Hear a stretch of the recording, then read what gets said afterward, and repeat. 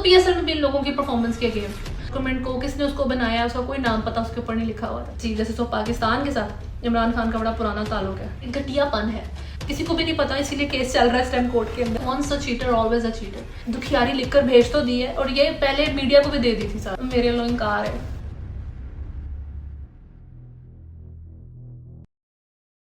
अस्सलामुअलैकुम, मैं हूँ दाश मियाँ, मुझे मेरे फेसबुक और यूट्यूब चैनल के ऊपर देख रहे हैं।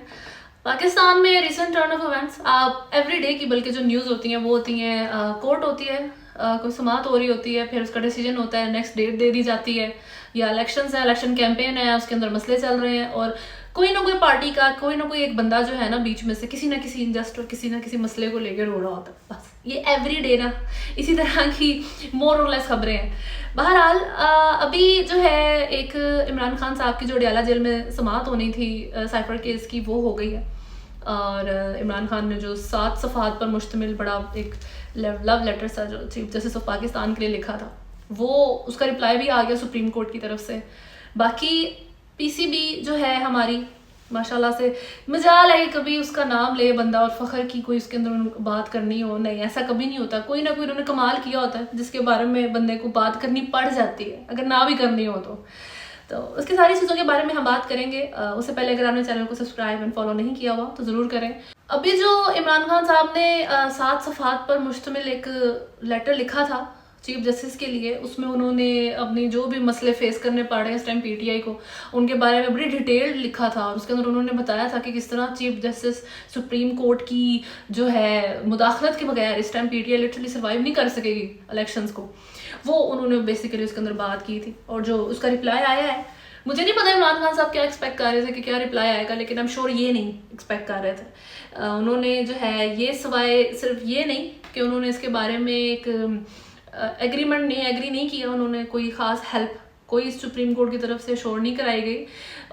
बल्कि आगे से उन्होंने उसके अंदर नुक्स भी निकाले हैं। तो सेक्रेटरी डॉक्टर मुश्ताक मोहम्मद अहमद साहब हैं जो चीफ जस्टिस ऑफ पाकिस्तान के हैं, उन्होंने प्रेस रिलीज़ की है और उन्होंने ये बताया है कि हमारे काजी फाइज ईसा जो हैं उनको फुल तरीके से अपनी जॉब का अपनी रिस्पॉन्सिबिलिटीज़ का पता है, उन्हें कोई जो है प्रेशर नहीं कर सकता कि क्या करना है और क्या नहीं करना। एक बात हो गई। आगे उन्होंने फर्दर ये कहा है कि हमें एक 7 पेज पर मुश्तमिल फ्राइडे को एप्लीकेशन मौसूल हुई थी, वो बाइंड हुई थी येलो फाइल के अंदर और वो बिल्कुल पेपर बुक के अंदर येलो कलर की, और वो बिल्कुल इस तरह की थी जिस तरह की डॉक्यूमेंट्स फाइलिंग सुप्रीम कोर्ट के अंदर होती हैं। इसके बावजूद किस एडवोकेट ने उसको लिखा है डॉक्यूमेंट को, किसने उसको बनाया, उसका कोई नाम पता उसके ऊपर नहीं लिखा हुआ था। सरप्राइजिंगली का लफ्ज़ इस्तेमाल करके उन्होंने फर्दर ये भी कहा है कि हमें उन्होंने बड़ी अपनी दुखियारी लिखकर भेज तो दी है और ये पहले मीडिया को भी दे दी थी सारी कॉपीज़ की, और मीडिया को हमारे फाइल को ओपन करने से पहले ही पता था कि क्या लेटर इमरान खान साहब ने हमें लिखा है। अब ये वही बात हो गई ना कि आप जब किसी के लिए चिट्ठी लिखते हैं ना तो वो आगे से कहे मेरे लो इनकार है, वो सिर्फ इनकार नहीं है बल्कि ये भी है कि आगे से वो रीज़न भी लिख के भेज रहा है कि मुझे तो तुम पसंद तो एक तो नहीं हो, लेकिन ये रीज़न है कि तुम मुझे क्यों पसंद नहीं हो। इमरान खान साहब जो हैं उन्होंने ये सारी जो बातें हैं चीफ जो कोर्ट के साथ और सुप्रीम कोर्ट के साथ ख़ास तौर पे जो, और specially Qazi Faez Isa chief justice of Pakistan के साथ इमरान खान का बड़ा पुराना ताल्लुक है। कैसे है 2019 में जो है इमरान खान साहब की जब पीटीआई की गवर्नमेंट थी और वो प्राइम मिनिस्टर थे, बिल्कुल उस टाइम हवाओं में उड़ रहे थे वो लोग, सारी पीटीआई की जो मिनिस्टर्स थे और जो उनके फॉलोअर्स भी सब के सब जो है ना हाय, और कुछ उनको नहीं फ़र्क पड़ता था, कोई उनको था हमारे सामने तो कोई स्टे नहीं कर सकता हमारी पावर के आगे। उस टाइम उन्होंने काजी फाइज ईसा के अगेंस्ट जो है मिसकंडक्ट और non disclosure of foreign assets का केस फाइल किया था। अब जब 2022 में वो रिमूव हो गए थे इमरान खान साहब, तब उन्होंने ये कह दिया था कि ये जो बेवजह की मेरी कन्फ्रंटेशन थी जुडिशरी के साथ, इसकी ज़रूरत नहीं थी और वो मिस्टेक थी मेरी उस रेफरेंस को दायर करना। तो बस ये बात है। लेकिन अब यही बात अब समझें कि अब इमरान खान साहब को अगर सुप्रीम कोर्ट कहे कि हाँ हम इंटरवीन करेंगे इलेक्शंस के अंदर और वो जीत जाएंगे तो कहेंगे हाँ जी फेयर एंड स्क्वायर इलेक्शंस हो गए हैं, हम जीत गए हैं। अगर ये हार गए, चाहे सुप्रीम कोर्ट इंटरवीन करे या ना करे, तो वो धांधली होगी, सुप्रीम कोर्ट भी फिर बिकी होगी। अगर ये हार गए तो ये इनकी शुरू की जो है ना इनकी पता नहीं बुक के अंदर लिखा हुआ है कि अगर ये जीतेंगे तो ये इलेक्शन फेयर है, अगर ये हारेंगे तो बिल्कुल ही जो है ना इसके अंदर कोई 100% जो विन थी इनकी थी, एक बंदा भी क्यों गया। बाकी इमरान खान की समाअत हुई है अडयाला जेल में साइफर केस की, जिसमें उन्होंने कहा है कि पावरफुल लोग इसके पीछे हैं और उनको प्रोटेक्ट किया जा रहा है। अभी खुद ही समझ नहीं आती है कि पहले ये अमेरिका को कहते थे वो पीछे है, फिर पाकिस्तान के अंदर ही लोग हैं जो साइफर के पीछे हैं, अब वो पावरफुल पीपल बन गए, उनका नाम नहीं ले रहे। या तो इमरान खान खुद कन्फ्यूज है कि साइफर था क्या, उसका ओरिजिन क्या था, या फिर ये खुद बताना नहीं चाहते, या पता नहीं ये खुद ही इनकी पार्टी इसके पीछे। ये खैर एक बिल्कुल एक जो है ये सपोजिटली बातें हैं, इसमें कुछ मुझे नहीं पता, रियलिस्टिक ग्राउंड्स किसी को भी नहीं पता, इसीलिए केस चल रहा है इस टाइम कोर्ट के अंदर। तो अभी जो है इम्पोर्टेंट इसके अंदर चीज़ें कि वहाँ मीडिया अलाउड नहीं था, जर्नलिस्ट अलाउड नहीं थे, सिर्फ 3 जर्नलिस्ट को अंदर जाने की इजाज़त दी गई है, और वो जो 3 थे उन्होंने भी अंदर जाके ये कहा है कि हम यहाँ पे जो हमारे बाकी फेलो जर्नलिस्ट इंटरनेशनल और नेशनल बाहर खड़े हैं उनको रिप्रेजेंट नहीं कर सकते इधर। इसका मतलब यह है कि उनको भी इस वक्त इस हेयरिंग के अंदर मौजूद होने का उतना ही राइट है जितना हमें है, इसको इतना जैम पैक होने की कोई तुक नहीं बनती है। शाह महमूद कुरैशी ने कहा है कि जो ऑफिशियल सीक्रेट एक्ट 1923 की जो अमेंडमेंट लॉ था मैं उसके अगेंस्ट था, और प्रेसिडेंट अलवी भी उसके फुल अगेंस्ट थे। अगर यकीन नहीं आता कोर्ट को तो वो रिक्वेस्ट करे प्रेसिडेंट साहब को और उनको बुलाए कोर्ट के अंदर पेशी में, और उनसे पूछ ले कि क्या उन्होंने इस लॉ को एक्सेप्ट किया था या नहीं किया था, ताकि वो फर्स्ट हैंड ही जो है ये बातें हो जाए। इंपॉर्टेंट ये है कि जो साइफर है जिसके बारे में बड़ी बात होती है, उसको बहुत यूज़ भी किया गया है। एक ऑडियो लीक हुई थी असद उमर की, जो उस टाइम फेडरल मिनिस्टर थे इमरान खान की गवर्नमेंट के, और आजम खान के साथ। उसमें वो ये बात कर रहे हैं कि जी किस तरीके से इस यूएस साइफर को हम अपने एडवांटेज पे इस्तेमाल कर सकते हैं। अब जब इतना गद्दारी का नारा लगाना है आपने, इतना ज़्यादा आपने अपने आप को प्योर और मुहिब वतन दिखाना है, तो आप उसको ही अपने एडवांटेज पे यूज़ करने की जब प्लानिंग्स करेंगे तो ये आप किस किस्म की मदीना की रियासत बना रहे हैं। आप हमें बता ही दें किस तरह की मदीना की रियासत बना रहे थे। यही बात बुशरा बीबी भी करती हुई जो है ना अपनी ऑडियो लीक में नजर आई थी, जिसमें वो बात कर रही थी कि जो साइफर है अभी उसको इस्तेमाल ना करो, अभी ये ना करो। तो ये बड़े एडवांटेज पे जो है ना अपने पॉन्स प्लेस करती है पीटीआई, हमेशा से इनकी यही आदत रही है, और इस टाइम उनके ऊपर बहरहाल केस चल रही है, तो टाइम के साथ ही चीज़ें रिवील होंगी कि किस ये इसका ओरिजिन क्या था, कौन था पीछे, किस तरीके से जो है ना अगर ये सच में पीछे से था तो इमरान खान और जो पीटीआई है उसने भी इसको अपने एडवांटेज पे ही इस्तेमाल करने की कोशिश की है। बाकी पीसीबी की बात हो रही थी, पीसीबी की वही एक हरकत जो आप कहते रहते हैं कि इनकी तरफ से बस डिसअपॉइंटमेंट्स ज़्यादातर ही आती हैं, और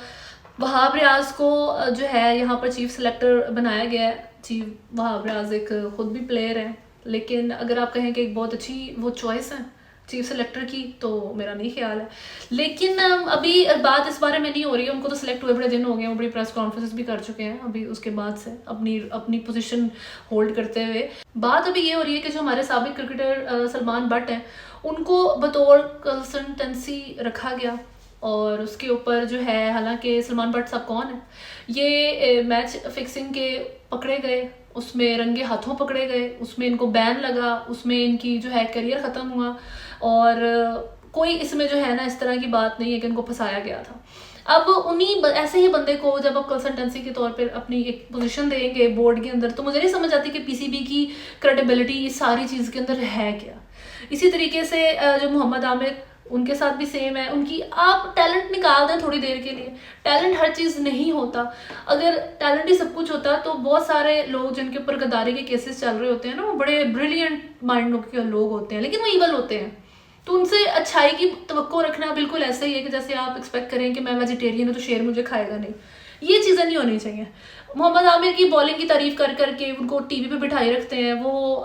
रिजवान और बाबर और इन लोगों के बारे में जो है बड़ी खुल के स्टेटमेंट देते रहते हैं, हालांकि टैलेंट जीरो है अगर आपकी पर्सनैलिटी और आपकी जो क्रेडिबिलिटी है वो जीरो है। ठीक है, कोई फर्क नहीं पड़ता कि आप एक ओवर के अंदर 6 बॉलें होती हैं, लेकिन अगर 8 विकेटें भी ले लेंगे ना तब भी आप जीरो ही रहेंगे अगर आपके अंदर लॉयल्टी नहीं है उस टीम के लिए और उस मुल्क के लिए जिसके लिए आप प्ले करते हैं। सेम ये सलमान बट उनको, लेकिन जो है बैकलैश बड़ा सवेर आया इस सारी चीज़ का, और पीसीबी मेरा ख्याल है पता नहीं कैसे होल्ड नहीं कर पाई, तो उन्होंने इसको फैसले को वापस ले लिया। उन्होंने कंसल्टेंसी की जो पोजीशन है सलमान बट को उससे हटा दी है, और जो वहाब रियाज है उन्होंने कहा था कि ये मैं के नाम वापस ले रहा हूँ। वैसे तो सलमान बट अपने किए की सज़ा भुगत चुके हैं, लेकिन मैं नहीं चाहता सलमान बट के बारे में मज़ीद गलत बातें की जाएँ। अगर इस तरीके से हम आग धुलने शुरू हो गए तो फिर क्या ही बात है, और क्या ही चाहिए कि आप अपनी पोजीशन पर जिसमें आप बैठे हुए हैं आप जो मर्जी करें, जिस तरह का मर्जी रिश्वत लें, मैच फिक्सिंग करें, थोड़ा टाइम का बैन लगवाएं, उसके बाद जब हम आपको वापस लाएंगे ना तो हम आपको उससे भी अच्छी और कई गुना बेटर जो है ना पोजीशन के ऊपर बिठाएंगे। ये किस किस्म की जो है आप एग्जांपल सेट कर रहे हैं यंग जनरेशन के लिए? क्या आप जो है कहना चाह रहे हैं कि किस किस्म का माइंडसेट आप आने वाले प्लेयर्स के लिए सेट करेंगे? ये बहुत अच्छा एक लफ्ज रमीज राजा ने इस्तेमाल किया था कि घटियापन है। ये मोहम्मद आमिर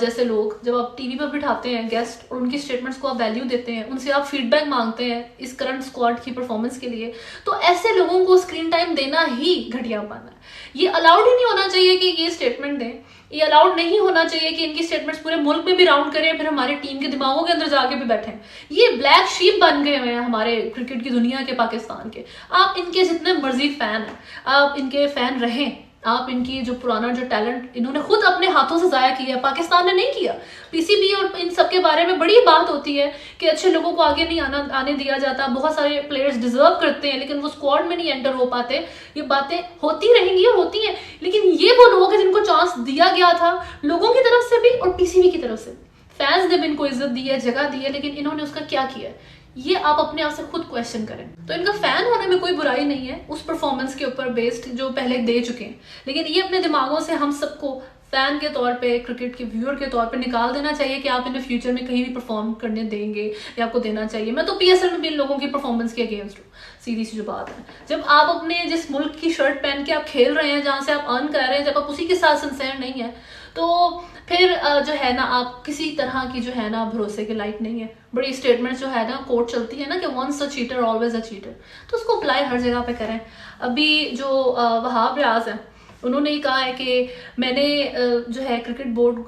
की जो पोजीशन है चीफ सेलेक्टर की, अपनी जिम्मेदारी पे खुद ये ओहदा लिया है। जिस वक्त मेरे वजह से टीम की परफॉर्मेंस खराब होगी तो मैं ये ओहदा छोड़ दूंगा। अभी क्रिकेट बोर्ड को खराब करने की कोशिश की गई है, सलमान बट का नाम वापस लेने का फैसला भी सिर्फ मेरा अपना खुद का। खैर अभी चले, बहुत अच्छी बात है, बड़ी मेहरबानी इनकी कि इन्होंने सुन ली है, नहीं तो नॉर्मली इस तरह होता नहीं है। यहाँ पर लोग चीखते रहते हैं, बोलते रहते हैं, और जहाँ पर ये पीसीबी वगैरह ने जो करना है वो अपनी चलाते रहते हैं। बहरहाल अभी आज के लिए जो है वीडियो में इतना ही है सिर्फ। नेक्स्ट वीडियो तक अपना बहुत ज़्यादा ख्याल रखें। अल्लाह हाफ़िज़।